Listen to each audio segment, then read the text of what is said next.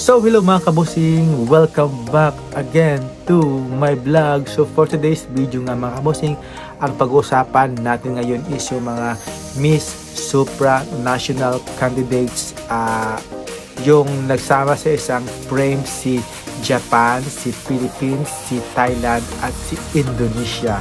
So yan yung ating tatalakay ngayon, at before anything else is nice ko muna kayo batiin ng magandang umaga, magandang tanghali, magandang gabi, at syempre salam alaikum po, and then buongiorno, and then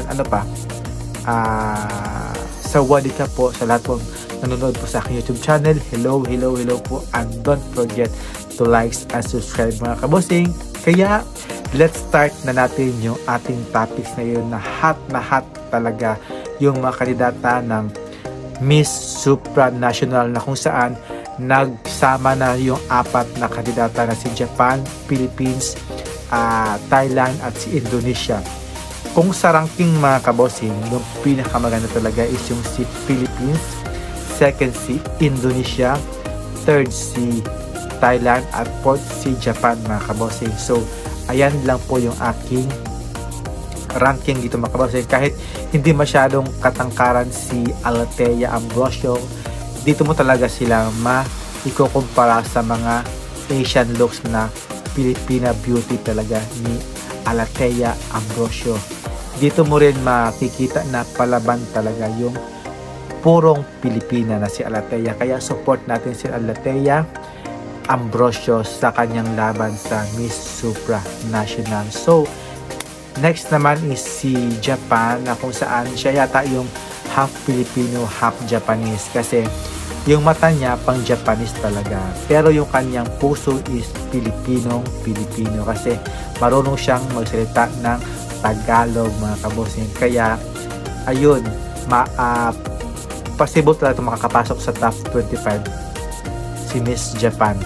Tsaka si Miss Thailand naman, parang maganda siya si Thailand, kaya lang kasi na-overpower sila ni Philippines at ni Indonesia, kasi mas maganda pa sa akin na compared to Thailand and to Indonesia, mas maganda pa si Indonesia kay Thailand. Honestly talaga, dito mo talaga makikita yung simplicity is beautiful talaga. Kaya lang kasi yung nagkulang talaga kay Althea is yung height. Hanggang dito lang yata sila dito lang si Althea ni Thailand at saka ni Indonesia. Pero si Japan nakaangkat ng konti kay Philippines, kaya lumalaban din si Japan sa pa-height mga kabosing. So si Indonesia naman, sobra din ito maganda, sobra din maganda rin yung kanyang pinakita dito sa kanyang face, sa kanyang body talaga.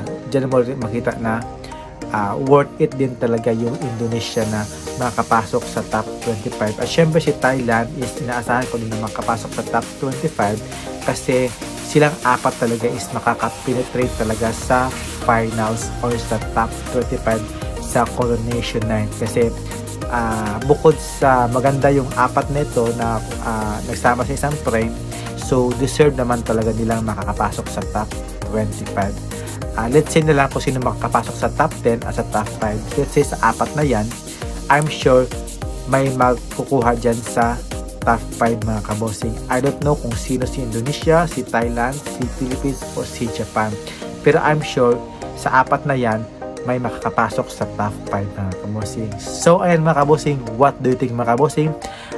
Lumalaban ba ang ating pambato na si Althea Ambrosio sa pagandahan ni Thailand, ni Japan at ni Indonesia? Comments down below mga kabosing, and don't forget to like and subscribe. I'll see you in my next vlog. Have a nice day. See ya. Keep safe po. Subscribe.